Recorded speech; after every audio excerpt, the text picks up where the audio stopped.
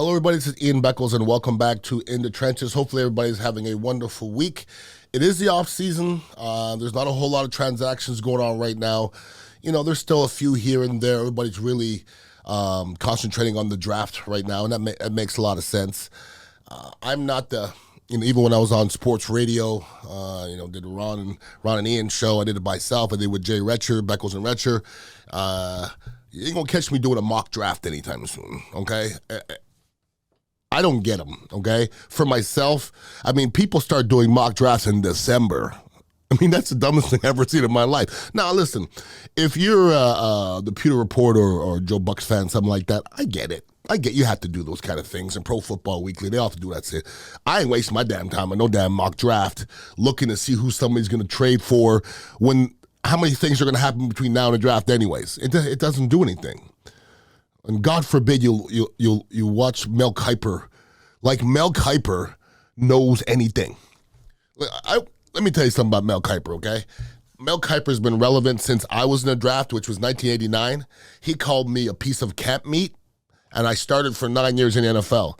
So Mel Kiper could suck a big fat one, okay? So I don't know why he is the expert when it comes to NFL drafts. He's never got anything right ever, not one time. So, Mel, you know what you can do, okay? With that widow's peak, cut it off. It looks silly. But I digress. I will not be doing any mock drafts anytime soon. I'm going to leave that to everybody else. It's going to be Thursday, April 27th. That goes through to Saturday. It's going to be in Union Station, Kansas City. They love football there. Kansas City is one of the very few cities I never got a chance to play in, and I know they love their football there. I remember when the draft was happening way back when I was a Ute. That would have been 1990. The draft wasn't a big deal, everybody. The draft was I remember the first day of the draft, there was probably 6 or 7 rounds the first day, and maybe the first couple of rounds were on TV. Nobody really gave a rat's ass. It wasn't really a big deal. Now, the draft is on ESPN, ABC, NFL Network, ESPN Deportes, ESPN Radio, the whole 9 yards, okay? So people have realized, and I'm going to say this about me.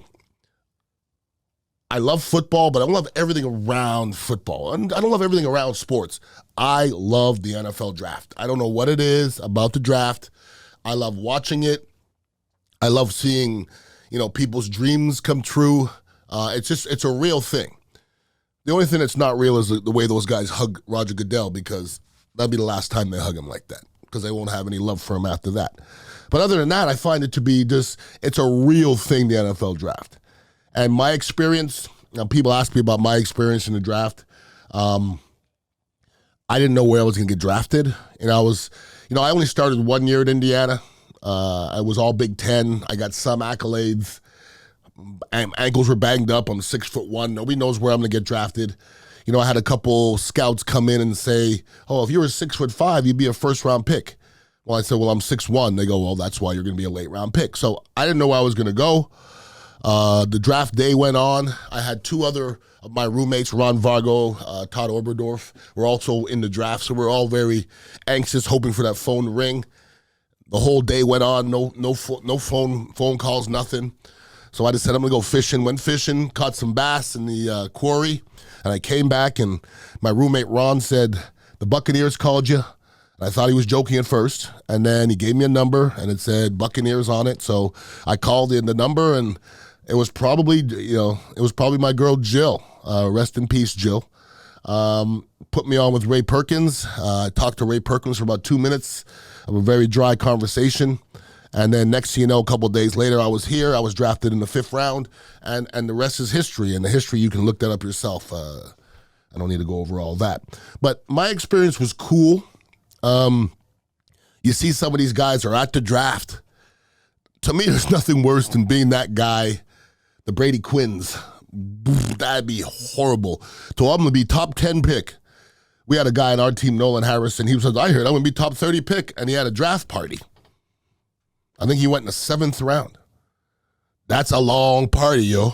When you're waiting for that phone to ring in the first 30 picks and you don't get picked to the 7th round, That's a long party. There ain't enough alcohol at that party. No way. So good luck to all the kids out there. This is a dream. It's a dream come true. And it was a dream come true for me, and I really didn't even think it was a possibility till right before the draft. So, my journey was a lot different than everybody else's. So the Buccaneers going into the draft, they're drafting somewhere in the middle of the draft. I haven't looked to see, because I'm not draft dude. I'm not.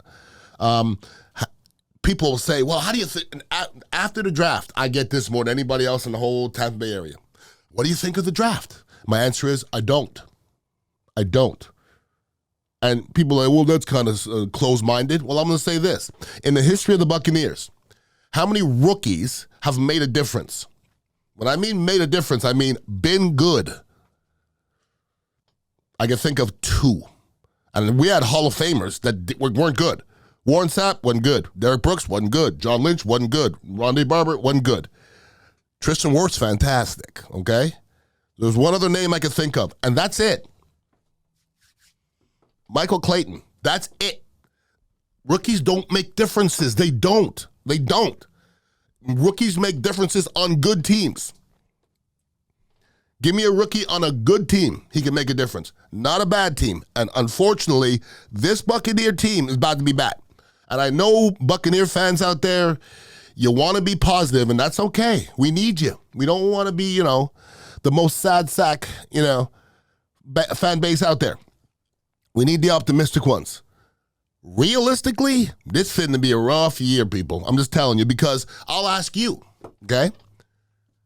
What are the Buccaneers' draft needs? I'll ask you, what are their needs? I'll give a better question. What don't the Buccaneers need? Okay? Are they good at quarterback? You said yes, right? Are they good at quarterback? We're going to go over the whole Baker Mayfield thing in a second. If you're just saying they're good with Kyle Trask, you're fooling yourself. You know that. Are they good at offensive line? Watch what you say now, because I'm going to bring some reality at you in a little bit, because I put that out on social media, and some guy says, why do you think the Bucs are going to be terrible? I go, well, we might have a first-time quarterback behind a lesser offensive line. Where our offensive line is top 5 in the league. Top 5 in what league? We're going to go over that in a second. Ain't no way this offensive line is top 5 of shit, okay? Let's get that straight. And has nothing to do with what they did last year. It's what's going to be on the field this year. It ain't going to be good. Who's our tight end last year? I mean, there ain't nobody to throw to. Who's our speed? Do we have any speed? I know you guys loved you some Scotty Miller. That's all he had was speed. He's gone in Atlanta. Where is our speed? Godwin speed? Mike Evans speed? Where is our speed? There's no speed. Can we use a pass rusher? Anybody can use a DB.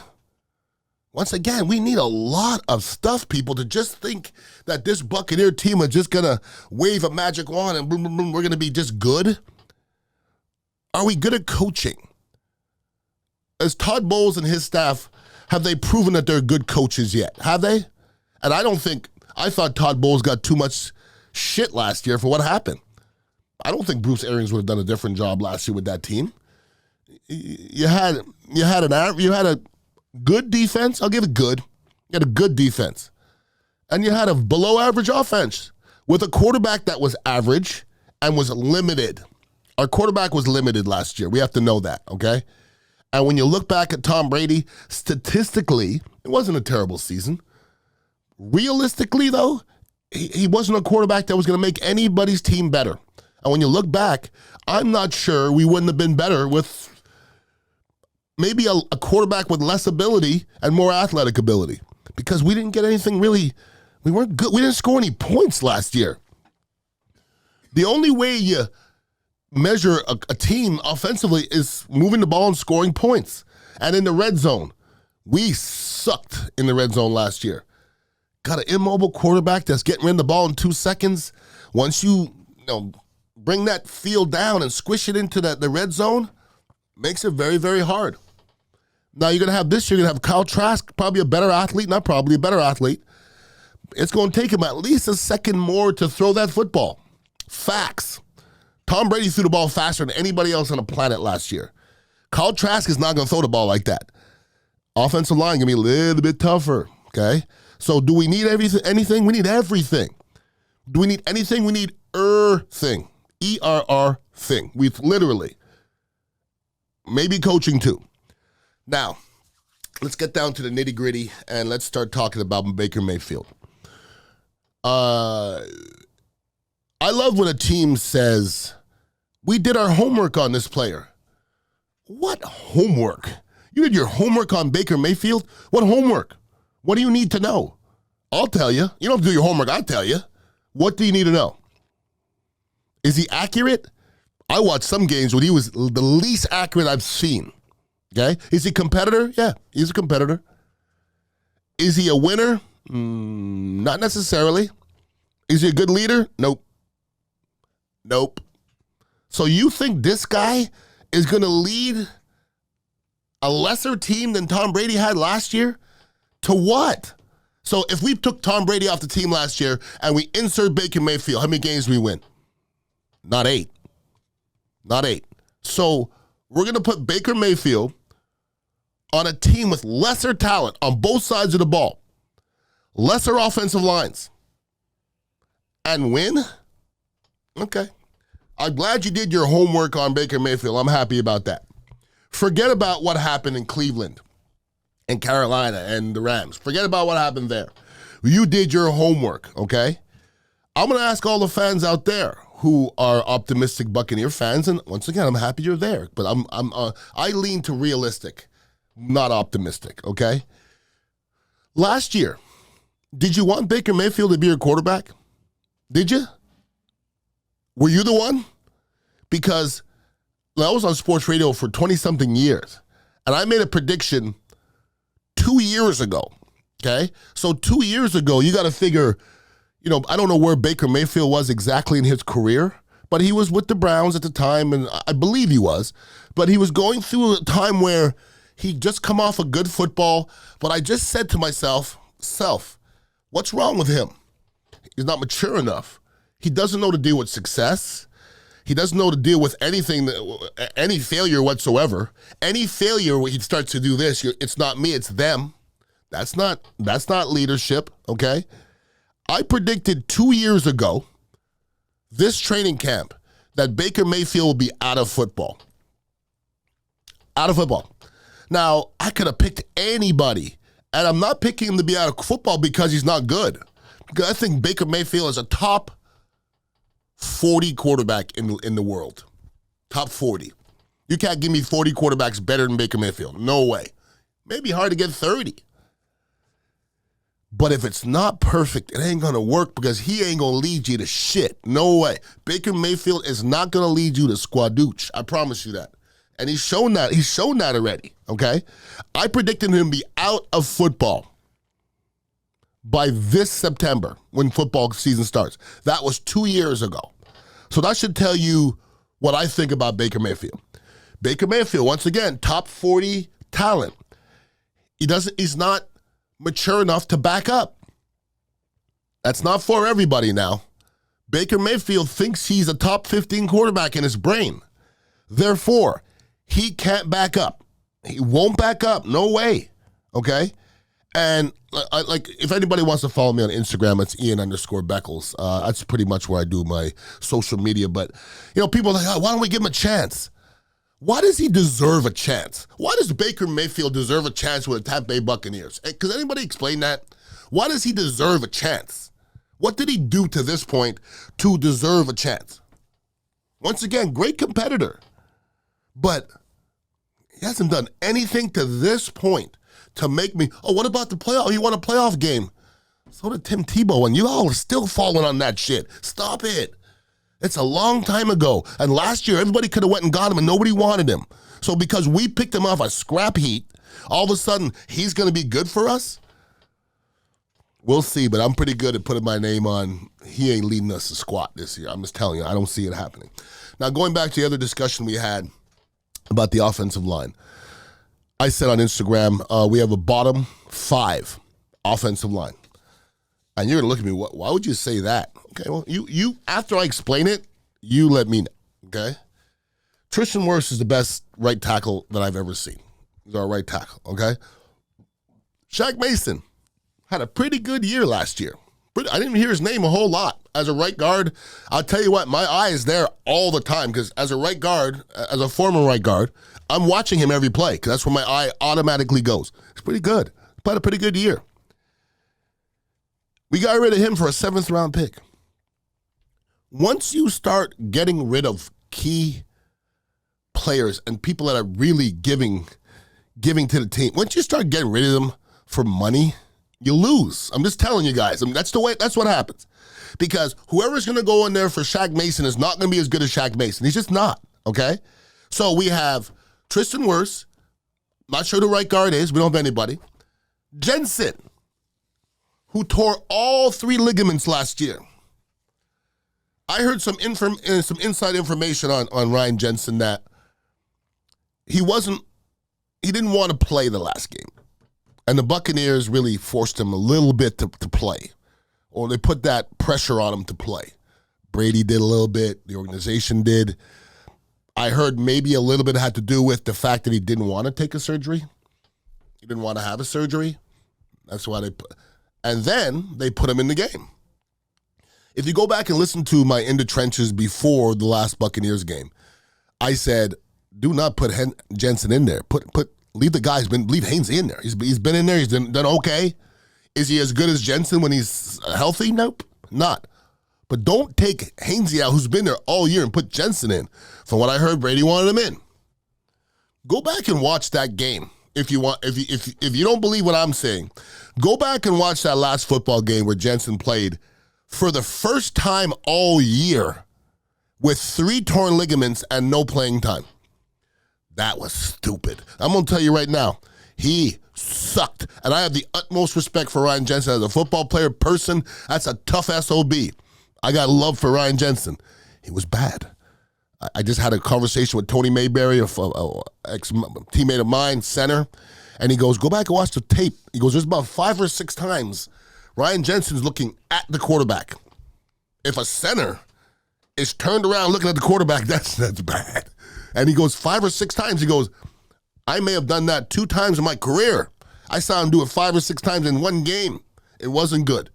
They had no right putting him in that game and putting him in that situation, okay? So, okay, Jensen's going to be the center. He's at the end of the rope, people. He didn't get the 3 ligaments fixed. He's going to be a lesser Ryan Jensen. From what I heard, Gadecki is going to be in the mix. I don't know, I guess. Is he going to be better? Yeah. Was he good last year? Nope. Absolutely not. Was he any worse than Ian Beckles his rookie year? Nope. But Ian Beckles on his rookie year was on a 5-11 team, and I wasn't no worse than nobody else. Gadecki wasn't that bad last year. He just stood out because he was on a pretty good offensive line. Okay? So he wasn't that bad. He just was going through rookie pains. That's all he did. And we don't have a left tackle. So, who are we better than? We have Tristan Wirfs and a banged-up Jensen. That's it. Who are we better than? Seriously. So I'm not just trying to be an asshole, people. I'm not. I'm a Buccaneer fan. I want our team to be as good as anybody else's, but I'm not going to come on here and blow smoke. I'm a realist, and when you're trading, your starting guards for 7th-round picks who will probably end up being nothing, that's becoming a problem. Okay, we re-signed Levante David. Great. Did we get better? Is Levante David going to be better this year than he was last year? Let me answer. No. He's at the time of his career. He's not getting better anymore, okay? He's just not. So, was it good to sign Levante? Sure it was. Is it better for our future? Not really. The future of this team's not great, okay? It's just not. We re-signed Jamel Dean. Do we get better? We got the same, okay? Franchise, if they would have franchised him, would have played $18 million, and he ended up signing before. Why did he sign early? Because Tampa's the best place on the planet to play. Tampa has no state tax. Tampa, the cost of living is not that damn bad here in Tampa. That's why he stayed. Okay, that's the only reason why he stayed. Period. All right? So, this Buccaneer team in general is about to go through some tough times. And listen, I'm going to do this every other week probably, and we're going to hope things change after the draft. Listen, remember, I'm going to say this before the draft. The Bucs are going to be the same team after the draft as they are before the draft, and that's every team out there. No team gets that better immediately at the draft because nobody knows. Stop it. Oh, what do you give these guys grades? I'll give them an A. I'll give these guys a B. You got to be kidding me. Are you grading the 5th rounders and the 6th rounders? Nobody knows the 5th and 6th rounders. That's what makes your team. My rookie year, Keith McCants, number 1 pick or 4th, 5th pick in the draft. He was a bust, rest in peace. But was it a bad draft when at the end of the draft, in the 4th round, you got Tony Mayberry, who went to 3 Pro Bowls, and in the 5th round, you got Ian Beckles, who started for 7 years. Now the draft looks a little different, right? But where are they going to be grading the draft? From the 1st rounder, and that's it. So I'm just not that guy to think that the draft is going to do anything or get me excited anyways. Now, there's a lot of other things happening in the NFL. Our guy Jameis re-signed with the Saints. I know a lot of you guys are Jameis haters. That's fine. I happen to like the kid. I think he left everything out in the field here. I'm a big fan. The Panthers have the number 1 pick from Chicago, and we don't know where they're going to go with that. That Justin Fields, okay? Justin Fields, I don't know about Justin Fields. He's one of those guys that you watch him sometimes and go, that guy's the future. And other times I'm like, maybe it's a supporting cast. Other times I'm like, yuck. So it's a tough situation when you have that first pick and you're like, God, do I like that guy, but is he going to be better than Justin Fields? The answer is going to be no. Either you could take that Bryce Young kid from Alabama all you want. He's not going to be better than Justin Fields the first year. He's just not, okay? So it's a weird time in the NFL now. Everybody's moving around. Quarterbacks are moving around. Jimmy G went to Las Vegas. Jimmy G's a funny guy to me. I mean, funny, funny where dude wins, man. He wins when he's healthy all the time. I mean, he always wins. There's something about him. I don't know if it's his good looks. I don't know what it is, but there's something about him that just brings it out of his teammates. I mean, they play better when he's on there. I don't know why, but I don't know. Maybe he's bagging porn stars. I don't know what the situation is, but his teammates seem to play well around him, okay? I told you guys Scotty Miller went to the Falcons. I mean, are you going to, when we play the Falcons, are you going to say, oh, they have Scotty Miller? You did it when he was here for how many years? And listen, I was on sports radio, and people were telling me how, this is going to be year of Scotty Miller. And I said, how many catches do you think he had last year? 40. I think one year had 5. 40 and 5 are a long way away, by the way, okay? So Scotty Miller did what he had to do here, which wasn't a lot. If you literally take away that one catch in Green Bay, what the rest of it? You go look at it if you want. There ain't a whole lot left, okay? There might be 30 catches in all left. There's not a whole lot, all right? And let me say something about the NFL in general. I played in the NFL for 9 years, love the game. I think it's the most beautiful game in the world. But last year, y'all tried to muck up my game, okay? I watched more football than anybody that I know. I love it to death. I remember what it was like when I played.